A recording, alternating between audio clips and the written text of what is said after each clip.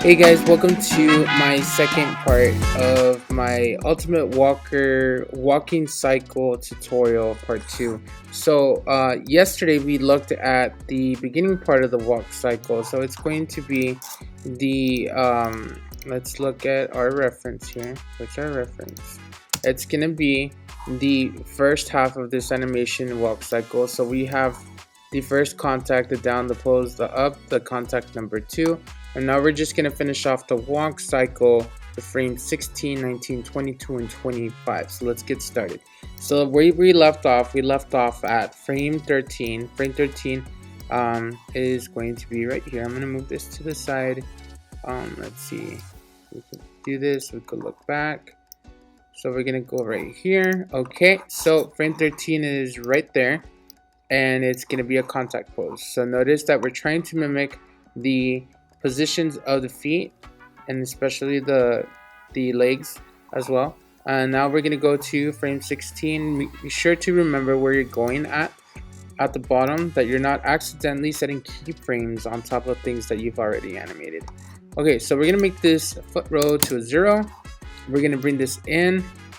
And notice that this is going to be the lowest point of the animation walk cycle. So I'm going to go ahead and push this lower abdomen down, and then we're just going to make this right here straight up. You could bring this in just a little bit to get that little Z type of shape going on right there. And then we're going to push this back just a little bit more, and then we're going to curve this up. Let's do something like 70. Just to make it feel like it's peeling off of this frame. So I'm going to set keyframe there, set keyframe there, set keyframe there. This might look a little weird right here because there's not much difference of what's going on, but we could differentiate that with frame 13. Maybe we could add that flat part right there by going back to frame 13 and add a foot break. I think it's going to be a negative. No, positive, positive. Positive, that's about 30. Okay, and I'm going to push this forward a little bit so it makes contact with the ground. Frame 13. So now it looks a little bit more different.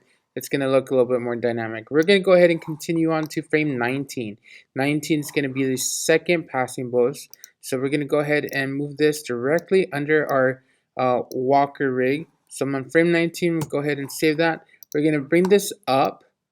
And then again, like what we talked about yesterday, we don't want to make this IK leg be directly just straight up. So we're going to add just enough curvature so it knows where it's at. Because when the computer does its in-betweens, there's a very slight chance that it's going to guess that this knee is going to be popping backwards or to the left or to the right and not actually following this IK aim, right? So it's taking a moment to guess and it renders it, and so you'll just see a giant ugly glitch halfway through your animation. And really nobody wants to reset animations and re-render and all that stuff. So save yourself the trouble and go ahead and just practice that, because sometimes you're not going to be the one that's actually doing the rendering. So we're going to make this flat up. So we're going to push this foot row like so.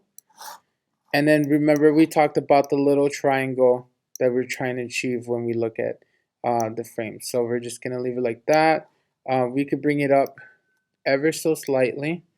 And actually, we're just going to bring it up like that and then bring it back out.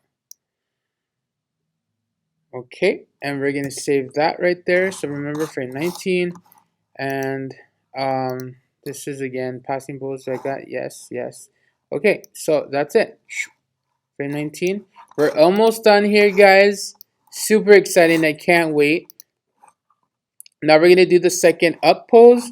So we're going to bring this foot backwards and we're going to start peeling the foot up. So we're going to go ahead and do a positive foot row. Let's see. Foot break. Let's do 19 again and then we'll do the foot row.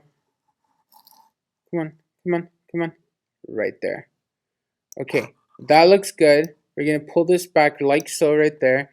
And then we're going to move this foot forward. So we're moving this foot forward. And then we're going to go ahead and do, let's see. What do you have select? Okay, so foot row, and let's do a positive foot brake. Something like that, right? Just to have that little curvature on there. I don't think we had it so much on the other one. And then what I'm going to do is I'm going to bring this up to relax the amount of bend I have there. I think I'm going to bring this down a little bit. That's a little too high. I'm not liking how that looks. But I'm going to go ahead and go over here. Okay, so we're frame 21.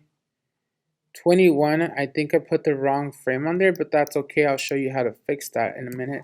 And then I think I'm going to bring this up just ever so slightly, like around there. Just enough to get that pop right there. Okay, so how do I fix it? I'm so happy this kind of happened so we could go together on how we fix stuff like this. So if you accidentally set a keyframe on the wrong frame, all you're going to do is you're going to select the keyframes, and this is only like if you got like a couple of them. If you have a whole body's worth of keyframes, you'll use the dope sheet or something like this. But we only have 3 keyframes, so it's not that big a deal. I'm going to go ahead and right click on the timeline, press cut on the frame that I did it on, and I'm going to paste on the frame that I want this pose on, right? So now I've transitioned this keyframe one more frame forward, right?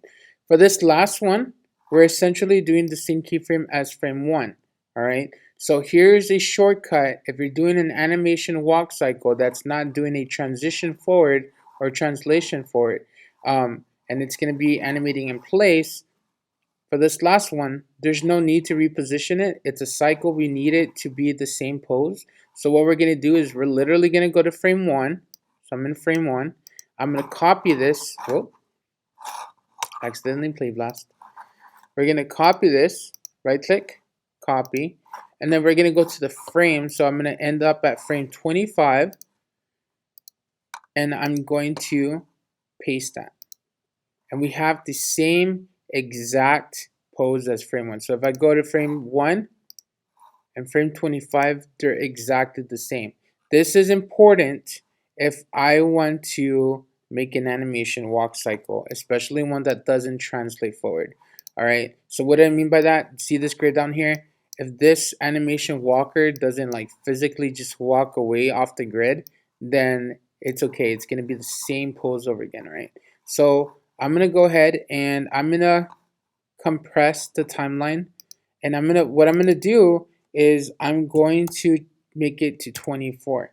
Why did I change it to 24? I'm so happy you guys asked, okay?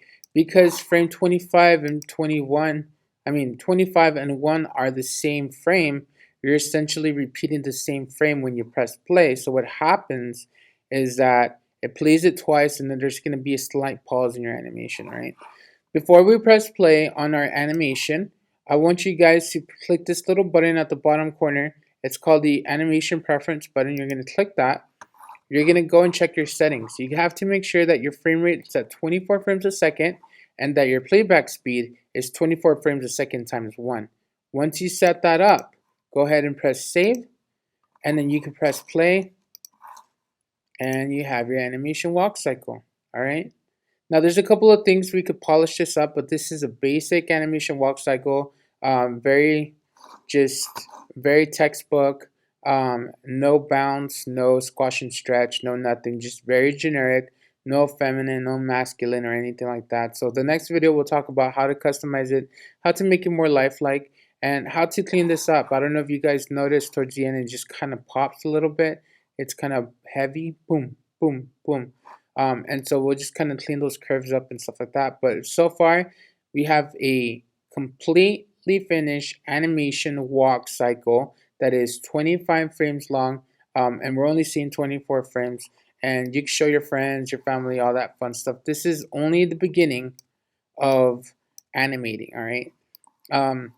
So once you finish, the best way to present this, if you're going to present it online or anything like that, if you want to present it like this so people can see your animation, you could right click, play blast, go to the play blast options, make sure that your encoding is at H.264, your scale is 1:1, add some frame padding, and then your play blast is going to be the name of this project. So it's going to be walk cycle.